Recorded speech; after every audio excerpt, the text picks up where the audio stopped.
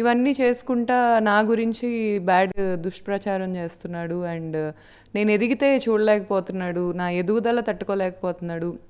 నేను ఎంబీఏ చేస్తున్న రోజుల్లోనే ఇతను వచ్చి, నేను డిగ్రీ లేని వాడిని, నేను డిగ్రీ కొనుక్కున్న వాడిని, నువ్వు ఎంబీఏ చేస్తున్నావు, రేపు నాకు వాల్యూ ఇస్తున్నావా అని ఇస్తావా అని అడిగితే, సెకండ్ ఇయర్ సెకండ్ సెమిస్టర్ అప్పుడు నేను ఎంబీఏ ఆపేయాలా అనే డిస్కషన్ వరకు వచ్చింది మా ఇద్దరికి. ఎందుకంటే బీటెక్ అయిపోగానే మాకు పెళ్లి ఫిక్స్ అయింది.